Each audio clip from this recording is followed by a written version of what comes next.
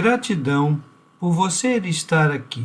Ao finalizar o vídeo, lembre de dar o seu like para que esta mensagem possa ser cada vez mais expandida. Siga o canal, se inscreva, clique no sininho para receber as notificações e participe deste grande grupo. Inscreva-se em nossos outros canais, Anjos e Luz Terapia e Projeto Lacan. Gratidão e que a luz esteja com todos. Quando uma parte do texto estiver em negrito, vocês ouvirão um pequeno sino no início e no final deste texto. Carta 2, parte 1. Esta carta, mais do que lida, deve ser ponderada. Eu sou o Cristo. Enquanto atuo desde as mais altas esferas da consciência criativa divina, minha influência envolve o seu mundo. Usando uma metáfora, estou tão distante em consciência do seu mundo quanto o Sol está da Terra. Entretanto, se você me chamar com sinceridade, estarei tão perto quanto for necessário para ajudá-lo. Haverá muitos que não poderão receber estas cartas. Estes ainda não estão prontos para elas. Haverá aqueles que tentarão abafar a sua existência, uma vez que os ensinamentos que contém serão uma ameaça para o seu sustento ou religião. Eles não terão êxito. A oposição apenas reforçará estas cartas. Haverá aqueles que receberão estas cartas com alegria, uma vez que suas almas sabem que mais além das religiões do mundo se encontra a verdade, a realidade da existência. Estes prosperarão e finalmente salvarão o mundo da autodestruição. Agora continuarei minha autobiografia, do ponto onde parei em minha última carta. Meu propósito, ao dar a você alguns detalhes biográficos de minha entrada na vida pública como mestre e curador, é evidenciar as atitudes e comportamentos da minha juventude, assim como as circunstâncias em que alcancei o meu próprio estado de humanidade espiritualizada. É importante que você possa visualizar como era a Palestina na época em que estive na Terra e perceber claramente os conflitos internos que meus ensinamentos despertaram nas pessoas doutrinadas na crença judaica e nos ritos tradicionais. Estes conflitos são o ponto central que incapacitou os evangelistas de registrar com precisão tudo aquilo que tentei ensinar. Nos evangelhos, são frequentes as referências às minhas parábolas, que descrevem a realidade do reino dos céus ou reino de Deus, seja qual for o termo que os evangelistas tenham utilizado.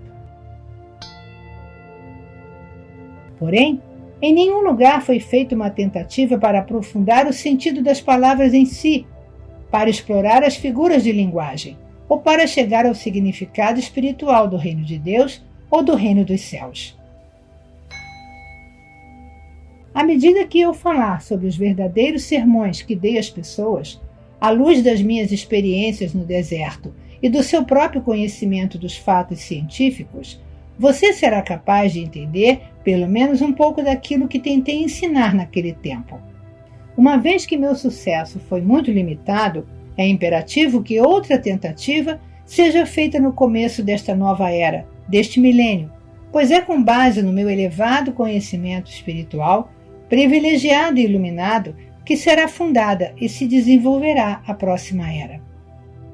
Foi e ainda é essencial que um mestre como eu e como outros que existiram, muito sensíveis e totalmente comprometidos mental e emocionalmente com a busca da verdade da existência, venham à Terra cunhar palavras para descrever para a humanidade, aprisionada em palavras, aquilo que reside na dimensão criativa universal, em um estado não definido.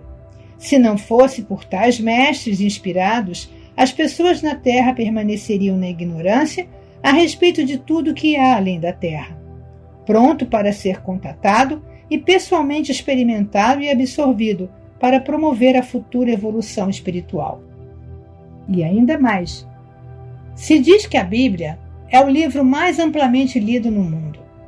Na sua forma presente, ela serviu aos seus propósitos. O Novo Testamento, da forma como está, com toda a carga de interpretações errôneas, é um impedimento para a evolução espiritual. Agora é tempo de avançar para uma nova esfera de percepção e compreensão mística. Uma vez que me é impossível descer novamente a um corpo humano para falar ao mundo, além de ter outras dimensões nas quais ensino, treinei uma alma sensível para receber e transcrever. É o melhor que posso fazer para falar pessoalmente com você. Espero que você possa receber e aceitar isso. Tudo aquilo que for errôneo será apagado. Esteja certo disso. Os incidentes e as curas relatados nas páginas que seguem não são importantes. Eles aconteceram, mas são contados apenas para que você possa entender o seu verdadeiro significado espiritual. À medida que for lendo, quero que você relacione as condições de 2000 anos atrás com a sua vida e tempo presentes.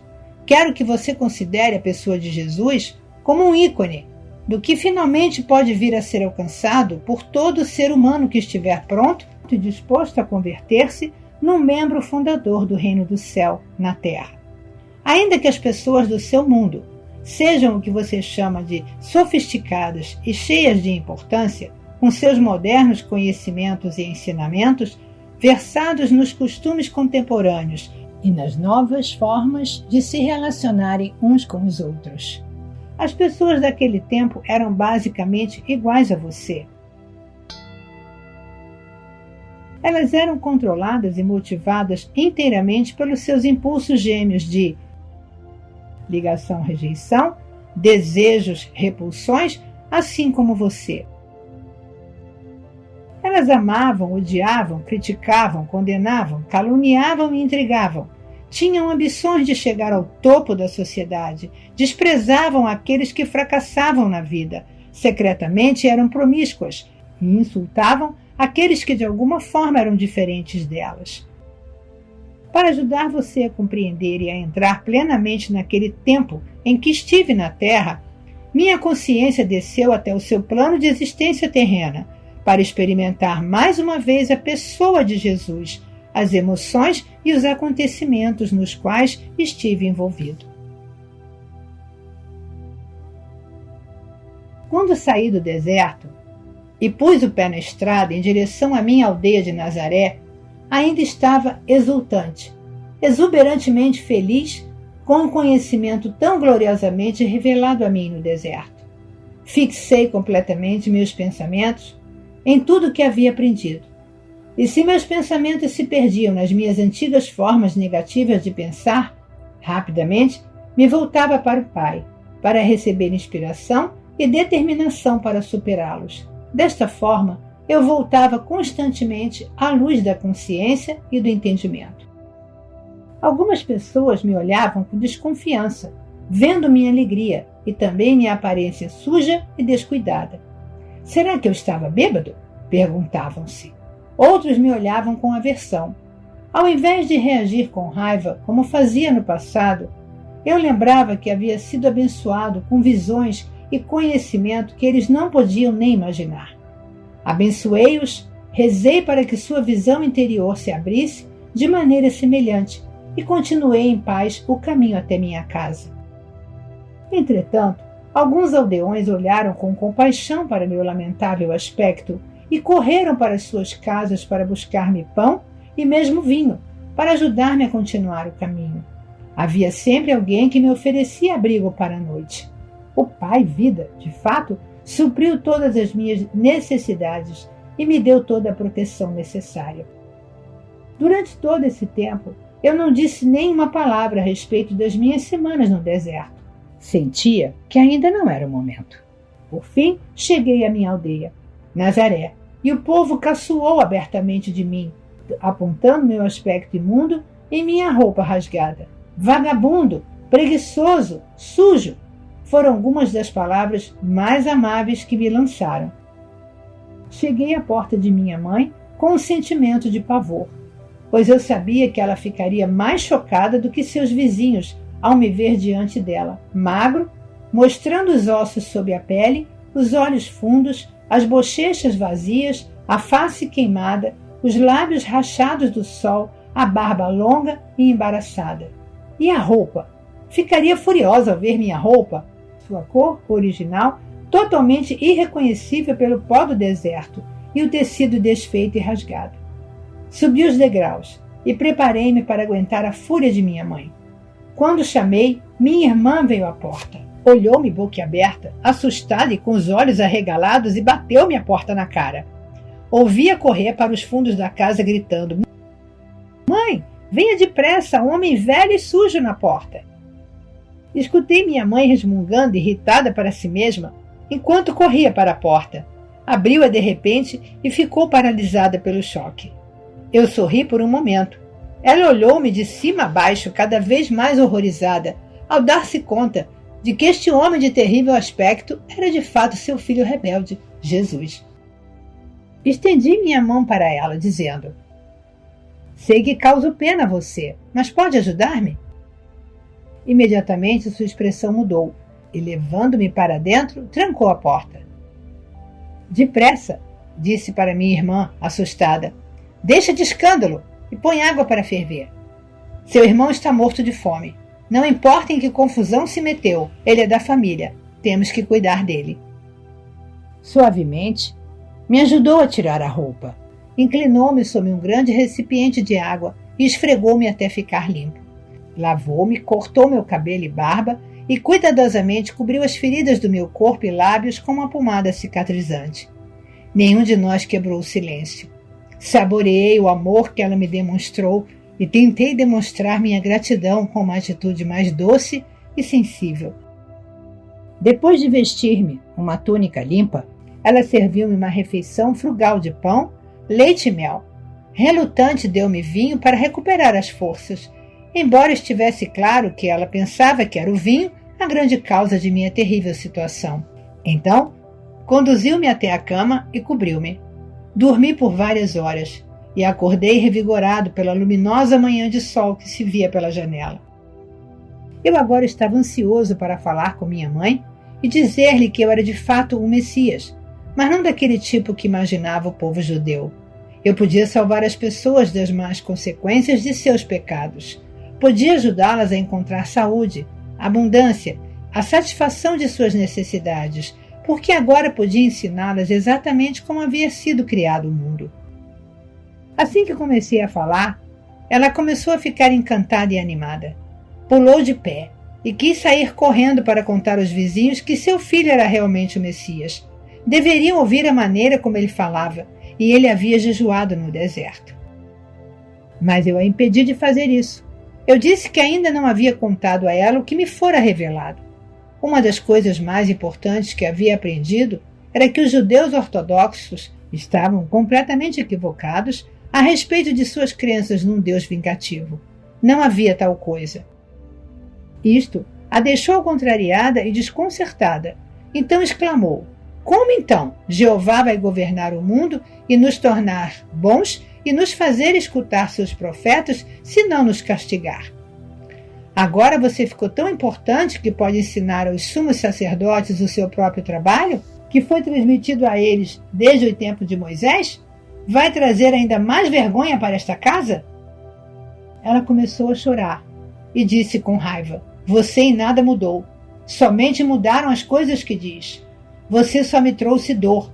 Como pude acreditar que você seria o Messias? Com suas ideias estranhas, só levará nosso povo a maior tormento do que nunca." Meus irmãos a ouviram em prantos e vieram correndo, querendo colocar-me para fora de casa. Ofereci sair pacificamente, porque não queria mais alvoroço.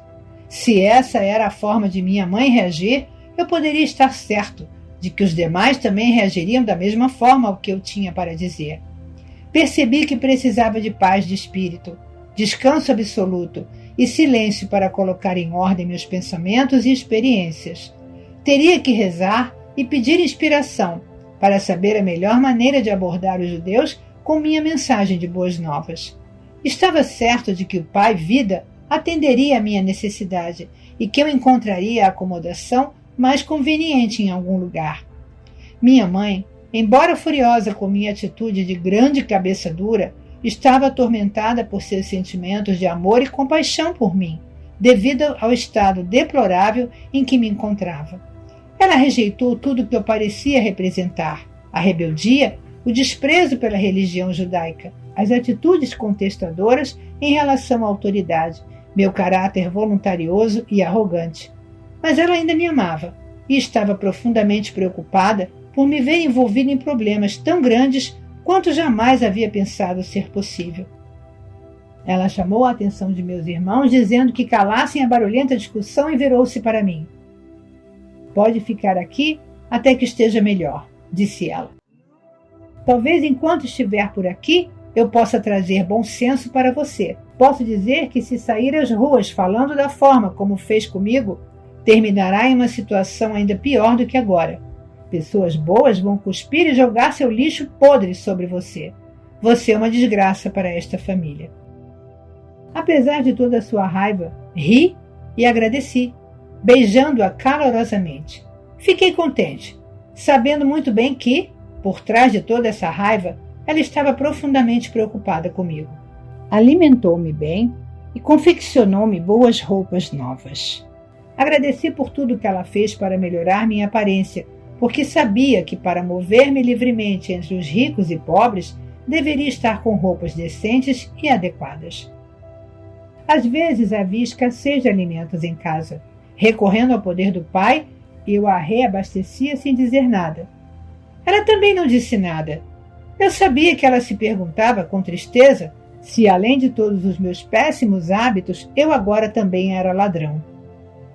Então me pegou com um pão recém-saído do forno nas mãos. Ela sabia que eu não havia saído de casa para comprá-lo e também que o forno não havia sido usado naquele dia. Não me disse nada, mas me olhou de forma reflexiva. Eu pude ver então as suas atitudes mudarem. Ela já não estava mais tão certa de si. Ela começava a questionar a sua própria atitude em relação a mim e também a verdade acerca das minhas afirmações. O que realmente aconteceu com ele no deserto? Como ele poderia fazer um pão sem usar o fogo, a farinha e o fermento? O que isso significa? É ele o Messias? Então meu irmão feriu sua mão. Ele sentiu muita dor quando o ferimento infeccionou. Permitiu-me colocar minhas mãos em sua ferida e fazer uma oração em silêncio. Eu podia ver que ele sentiu o fluxo do poder entrando em sua mão, porque ele me olhou de forma estranha. A dor foi embora, disse brevemente. Estava mal-humorado quando se afastou. E eu sabia que, ainda que tivesse sentido alívio da dor, não havia gostado de que eu fosse capaz de ajudá-lo. Senti seu ciúme. Minha irmã havia queimado sua mão, e outro irmão muitas vezes se queixava de fortes dores de cabeça. Fui capaz de curar os dois. Meus irmãos começaram a caçoar a respeito dos meus poderes mágicos. Perguntavam-se que mal eu poderia fazer a eles se me irritassem. A tensão em casa aumentou e senti a tristeza de minha mãe, que ansiava pela paz no lar. Mas ela viu mudanças em meu comportamento e sentiu-se reconfortada. Eu estava mais tranquilo, visivelmente controlava minhas prováveis explosões, continha minha energia, refreava minha impaciência e já não discutia mais. Tornei-me mais atencioso, ouvindo suas queixas de mulher, ajudando-a em casa, consertando os móveis quebrados, caminhando pelas colinas até fazendas distantes para encontrar as frutas e verduras que ela queria. Cheguei a amá-la com ternura e compaixão, como uma mãe deve ser amada. Um dia ela se aventurou a perguntar-me: Você ainda acredita que Jeová seja um mito? Jó disse que se Jeová retirasse sua respiração, toda a carne viria abaixo. Este é o Jeová que vi e em quem acredito. Ninguém viu a Jeová, disse ela com firmeza. Eu vi aquele que criou todas as coisas. Respondi calmamente. Eu o chamo de Pai, porque ele é amor perfeito. Um amor mais perfeito que o de uma mãe, acrescentei sorrindo para ela. Ele trabalha dentro, através e para toda a sua criação. É o Pai em mim Quem tem trazido as coisas de que você necessita em casa e que curou a meus irmãos e irmãs tão rapidamente? Eu podia ver que ela estava começando a entender um pouco do que eu dizia. E o que é o castigo? Perguntou-me. Não existe castigo da forma como o compreendemos.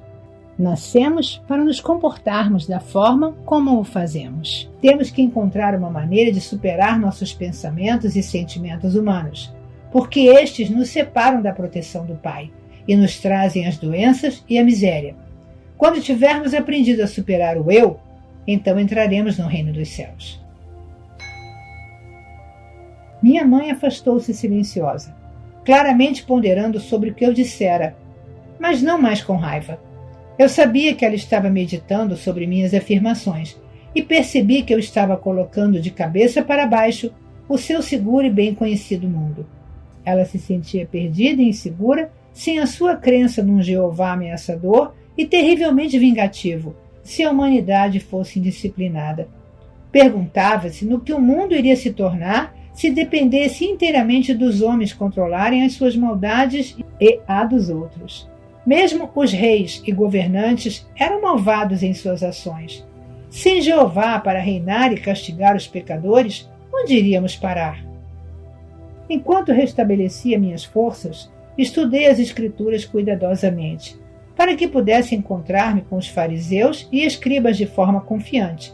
Também era absolutamente necessário que eu soubesse o que havia sido escrito a respeito do Messias, porque estava convencido de que eu era aquele sobre quem os profetas haviam falado.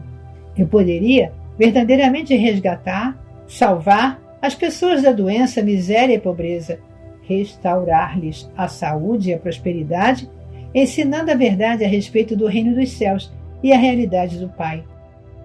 Quando me senti suficientemente preparado para sair a ensinar e curar, para agradar a minha mãe, concordei em ir num sábado na sinagoga de Nazaré e falar para a congregação. Como era o costume, levantei e me foi entregue o livro de Isaías para ler. Escolhi a passagem que profetizava a vinda do Messias que viria libertar o povo judeu de todo tipo de escravidão. O Espírito do Senhor está sobre mim, porque o Senhor me ungiu para pregar as boas novas aos pobres. Ele me enviou para anunciar a libertação aos encarcerados e a recuperação da vista aos cegos, para libertar os oprimidos, para proclamar o ano da graça do Senhor. Então, sentei-me dizendo: hoje vocês veem esta profecia cumprir-se em mim. Isto produziu choque e espanto no rosto dos homens, que me olhavam atônitos, mas eu continuei falando, sabendo que o Pai me diria o que falar. As palavras vieram sem hesitação. Falei de minha experiência no deserto e relatei a visão do bebê crescendo até a idade adulta, sendo envolvido inconscientemente em correntes e ataduras mentais, e assim ficando cego e aprisionado na escuridão interior, fechando-se para Deus. Expliquei que ao fazer isso, eles expunham-se à opressão de conquistadores, escravidão, pobreza e doenças. Porque Deus é luz, eu disse, e luz é a substância de todas as coisas visíveis. E luz é o amor que faz todas as coisas para que o homem desfrute delas. Todas as bênçãos de abundância e saúde foram livremente disponibilizadas para aquele que amar a Deus com a mente, o coração e a alma, e que viver estritamente segundo as leis de Deus. Quando terminei, houve um completo silêncio na sinagoga. Senti que a congregação havia experienciado algo estranho, poderoso, e que tinha sido elevada a um plano superior do pensamento. Desejei que nada interrompesse a tranquilidade transcendente daquele momento. Em seguida, começaram a sussurrar entre si. Eles se perguntavam quem eu era. Alguns estavam convencidos de que eu era Jesus, a pessoa cuja família era bem conhecida na aldeia, mas outros não podiam aceitar aquilo, uma vez que eu havia falado como alguém que tinha autoridade. Infelizmente, senti ressurgir minhas antigas reações para com aqueles homens religiosos. Sabia que tinham me desprezado no passado, de forma que esperava por essa rejeição. Voltei às antigas atitudes desafiadoras e isso os enfureceu por completo. Pelas minhas próprias reações humanas, atraí o desastre, e este quase aconteceu. Os mais jovens, instigados pelos mais velhos, correram até mim e me arrastaram para o topo, mais alto do penhasco, a fim de lançar-me à morte. Mas orei ao Pai para que me salvasse. De repente, ficaram tão alterados que mal sabiam o que faziam. Se voltaram uns contra os outros. Então pude sair do meio deles e escapar. Foi estranho. Eles pareceram não notar a minha saída. Muito abalado por esta experiência, consegui mandar uma mensagem para minha mãe, dizendo que estava deixando Nazaré imediatamente e indo para Cafarnaum, uma agradável cidade junto ao mar da Galileia. A princípio, pensei em juntar-me a antigos conhecidos, mas senti intuitivamente que isso não seria o correto a fazer. De modo que durante todo o caminho, e ao entrar na cidade, pedi orientação e ajuda ao pai, para encontrar acomodações. Eu não tinha dinheiro e não pediria esmola. Ao caminhar pela rua, uma mulher de meia idade veio em minha direção. Ela carregava pesados cestos e seu rosto estava triste. Parecia ter chorado. Num impulso, abordei-a, perguntando onde poderia encontrar alojamento. Ela disse brevemente que normalmente me ofereceria uma cama, mas que estava com seu filho muito doente em casa. Também disse que tinha ido comprar algumas provisões para alimentar os consoladores, que haviam se reunido para chorar a morte iminente de seu filho. Meu coração se afligiu por ela, mas também se alegrou. Prontamente tinha sido dirigido para alguém que eu poderia ajudar. Expressei minha simpatia e ofereci-me para carregar suas cestas até a casa. Ela me olhou por um momento, perguntando-se quem eu poderia ser, mas aparentemente ficou satisfeita com minha aparência e conduta. No caminho, disse-lhe que talvez eu pudesse ajudar seu filho. Você é médico? Perguntou-me. Respondi que não havia recebido formação médica, mas que poderia ajudá-lo. Ao chegar em sua casa, de pedra, grande e bem construída, o que indicava boa situação social e prosperidade, levou-me até seu marido dizendo: este homem diz que pode ajudar nosso filho. Melancólico, o homem inclinou a cabeça e não disse nada. A mulher, que se chamava Miriam, afastou-me dizendo que ele estava aflito e muito zangado. O rapaz é nosso único filho, entre muitas filhas, e ele culpa Deus pela doença do garoto. Miriam começou a chorar. Se ele fala assim contra Deus, que outros problemas cairão sobre nós? Perguntou-me. Tranquilize-se, disse-lhe. Logo verá que seu filho ficará bem novamente.